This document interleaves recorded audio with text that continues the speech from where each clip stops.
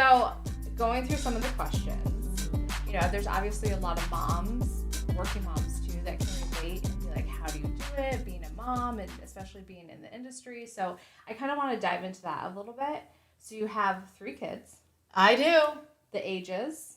17, 19, 21. But you know the ages. You can say it. I know, but sometimes I forget, though. 17, 19, 21. Sometimes a 17-year-old's going on, like, 26, and, you know, get confused sometimes. They're true. Sassy.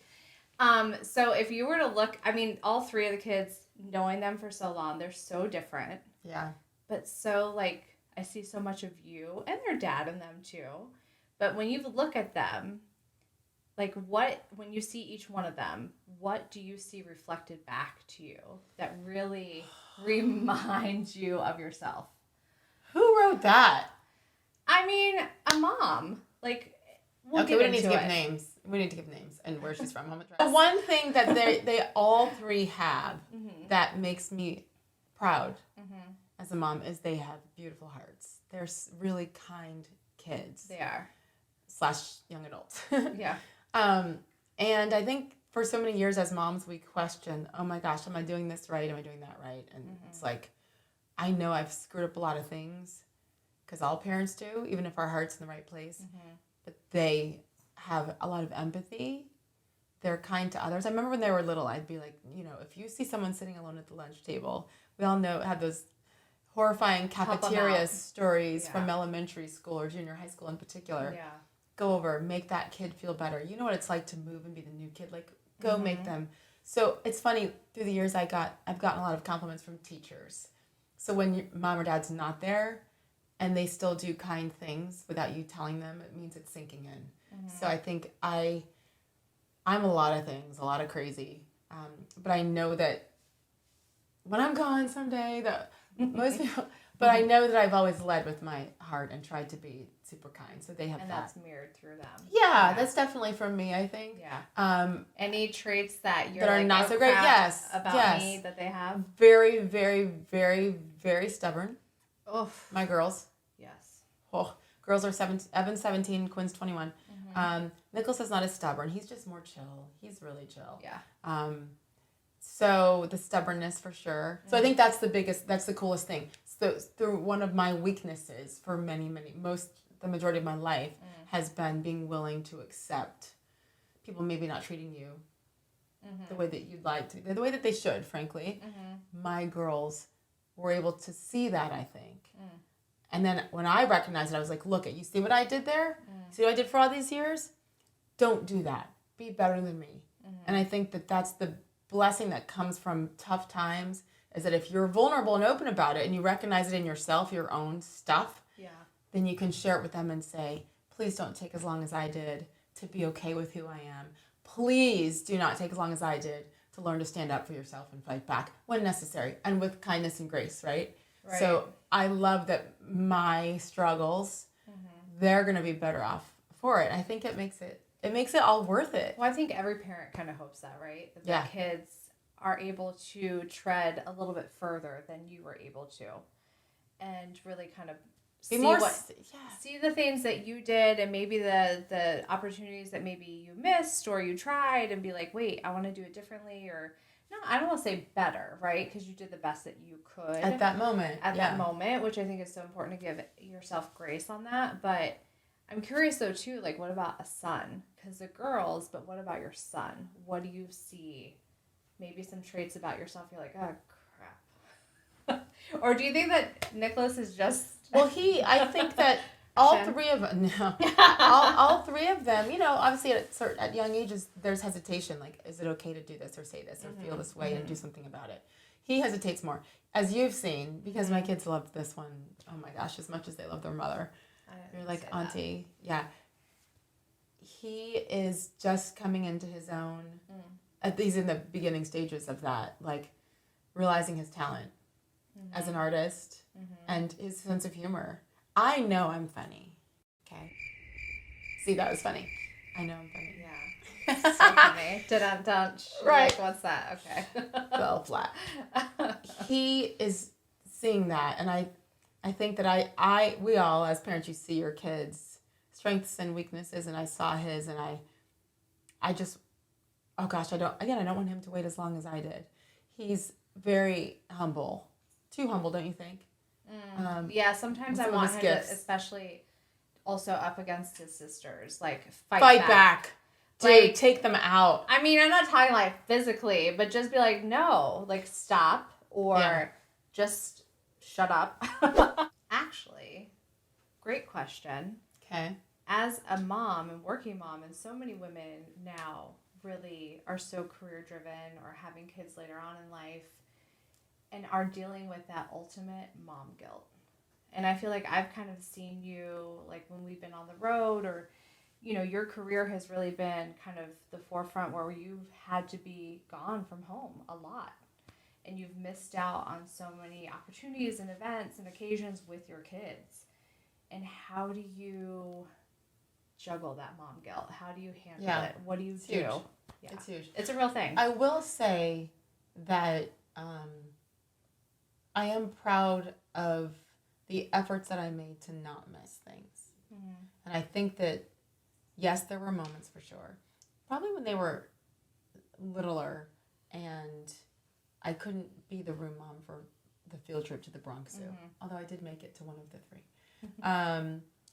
Those things that I couldn't do, but they had a dad who was able to do a lot of those things, which is amazing. Which is such a blessing for sure. But it's certainly been a process to let go of that guilt.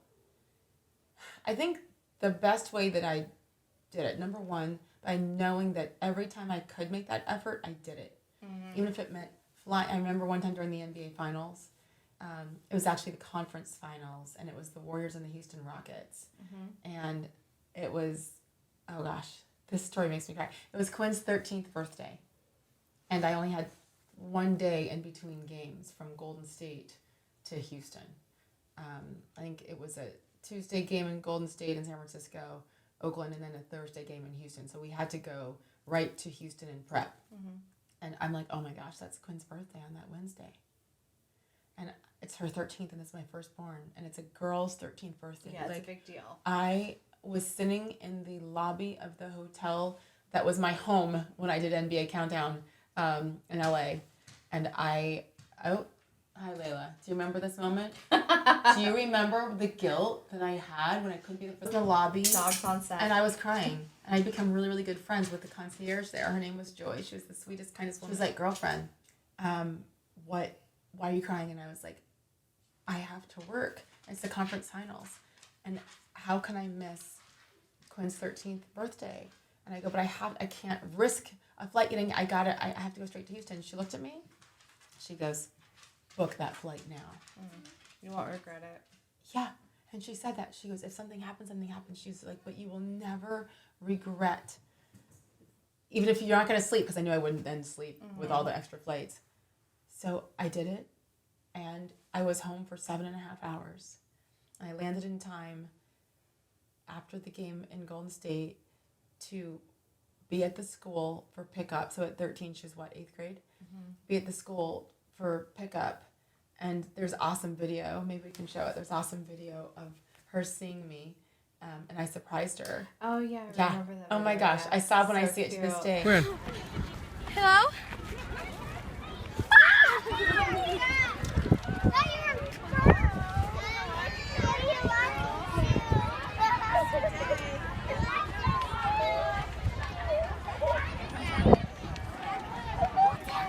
And then we got home, and I had dinner planned. I had her best friend, Camille, who I think she's a senior now at University of Arizona. Camille, she's awesome.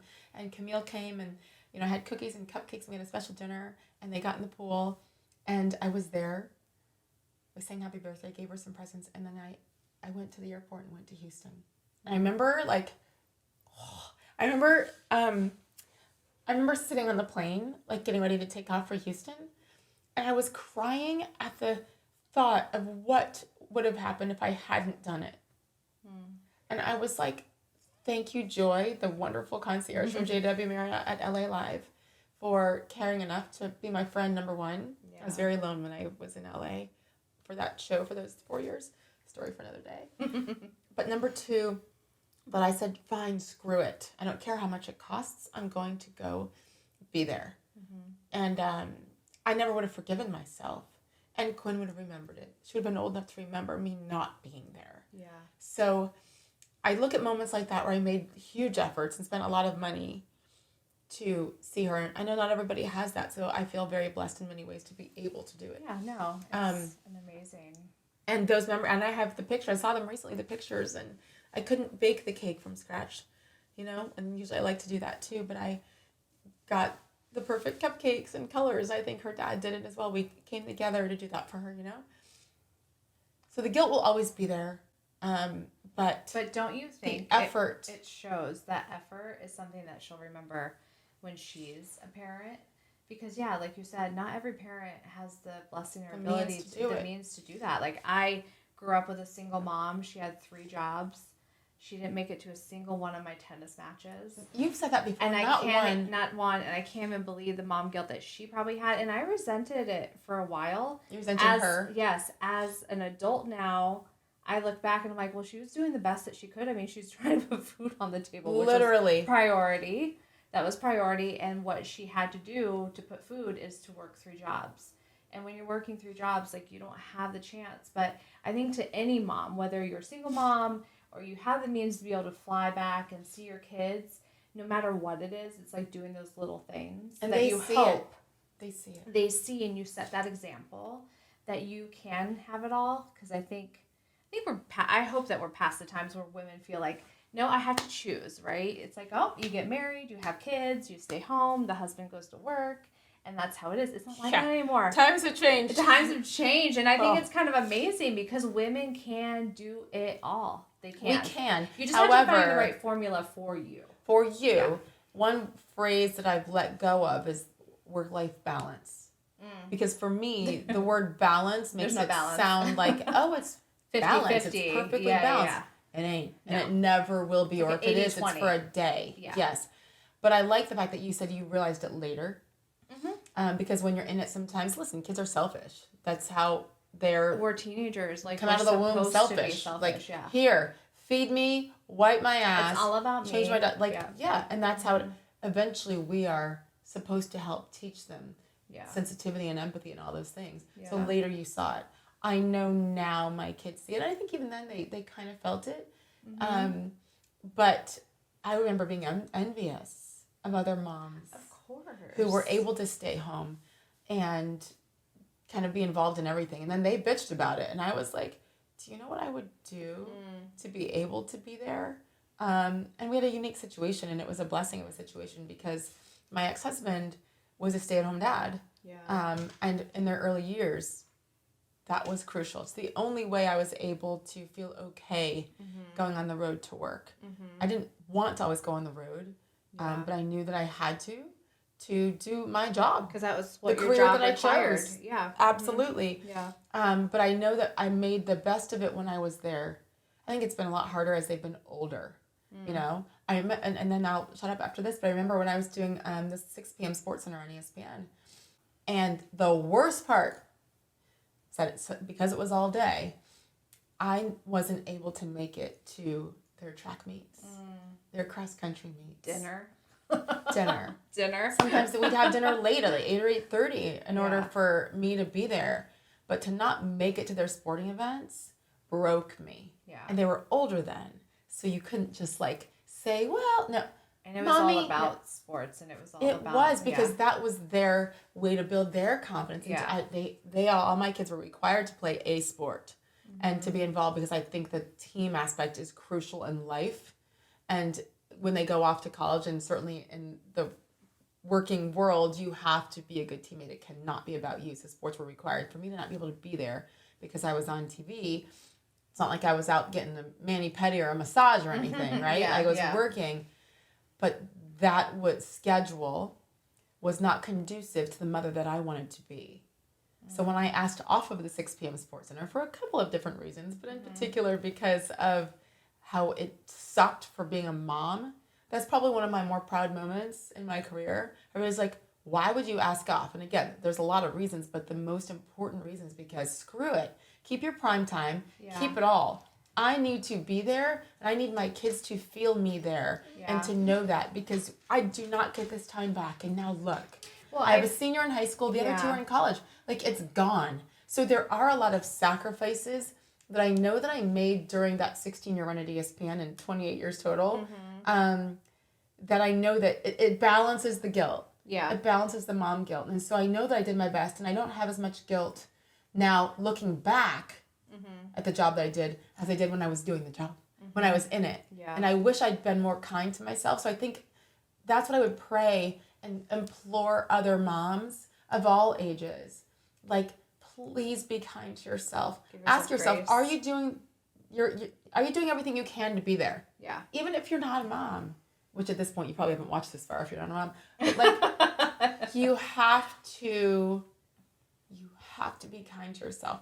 That's my biggest maybe regret, is I beat myself up constantly for not doing enough. And I get choked up because I tried. And it was not perfect. What? Like, at the end of the day, like, especially the industry that we work in, or wherever you work, whatever your job is, all of that will fade away. All of that's going to be gone at some point. Yeah. All of it's going to end. All of it's going to end. It can end in a second. Your title, your ego, all of that is going to fade away. Your kids don't give a shit about any of that. They care about who you are, and at the end of the day, your family is what's left around the dinner table. That's it. And it's what cradles you, it's what uplifts you, like all of that.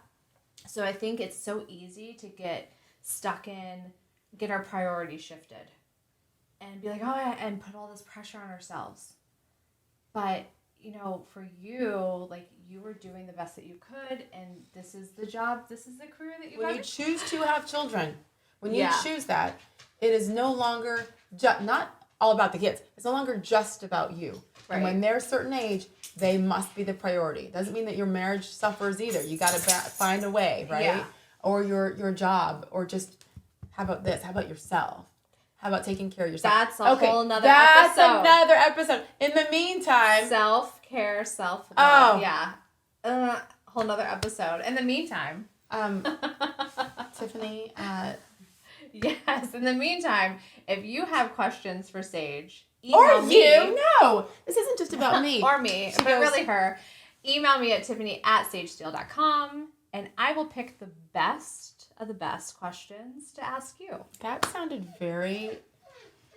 She doesn't want anyone sending you questions. That was my best. Like, I felt very like a TV anchor. I felt very like Kathy Lee and Hoda. Yeah, you're like, okay, and we'll be right back after this. After this commercial break.